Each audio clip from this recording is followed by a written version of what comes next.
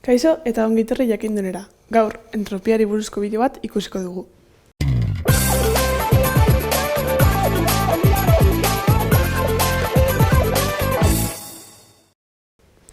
Lehenengo eta behin, entropia zer den jakin behar dugu.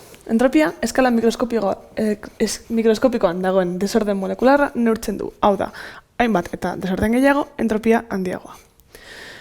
Orduan, nola dakigu, zein kasutan dago entropiarik handiena ala entropiarik txikiena.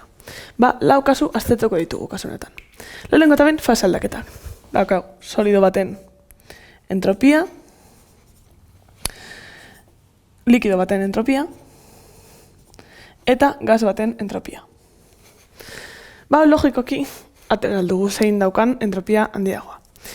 Esan dugu entropia desorden molekularra neurtzen duela. Eta, pentsatzen baduzu apur baten, ikusi egunen beste bideo batean solidoetan molekulak beraien artean oso indarreki lotuta daudela. Orduan, molekulak beraien artean ez dira asko mugitzen. Likidoan apur bat gehiago mugitzen dira eta gasean askoz gehiago mugitzen dira. Orduan, mugimendua handiagoa denean, desordena ere handiagoa izango da, eta horregaitik entropia handiagoa izango da.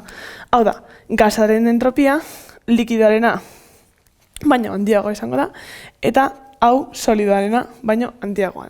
Hau da, solido baten entropia izango da, entropia txikiena, fasetan hitz egiten garenean. Gero, gas nahasteak. Demagun hemen gas puru bi dauzkagula. Hemen oxigenoa adibidez, eta beste ontzi batean nitrogenoa. Eta gero, gehitzen ditugu ontzi handi batean eta bi gasak ipintzen ditugula. Non izango da entropia gehiena. Hauek biak gehitzerakoan, ala hemen. Orduan dekogu nahastearen entropia eta gas puruen entropien gehiketa. Orduan, non izango da handiagoa.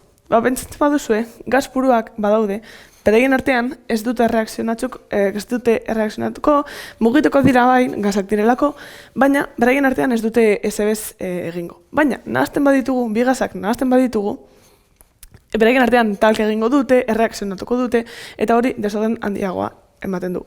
Horregaitik, nahaztearen entropia beti handiagoa izango da. Gasen entropien gehiketa, baino. Hirugarren kasua daukagu solido bat likido batean disolbatzean.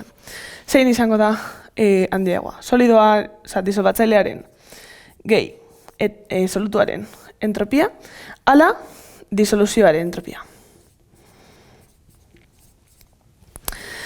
Kasu honetan pentsatu azukrea disolbatzen ari zaretela urean. Azukrea disolbatzen denean, azukre molekulak askoz txikiagoak egiten dira. Orduan, molekulak hainbat eta txikiagoak zenbatetan mugimendu gehiago egin aldute.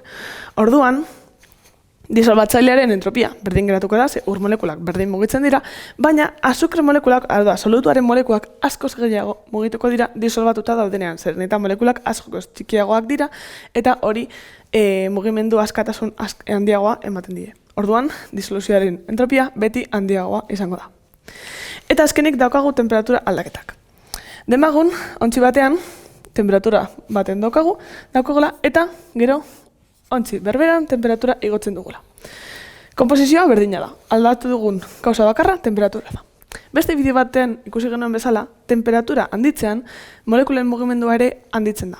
Orduan, molekulak gehiago mugitzen badira, desorden handiagoa izango da, eta entropia ere handiagoa izango da. Hau da, temperatura igotzean, entropia ere igo izango du. Orduan, temperatura altoaga dagoen ontzia, entropia handiagoa izango du. Hau izan da dena, eskerrik asko ikusteagatik eta gogoratu, sare sozialetan eta webgunean jarraitu jakindun.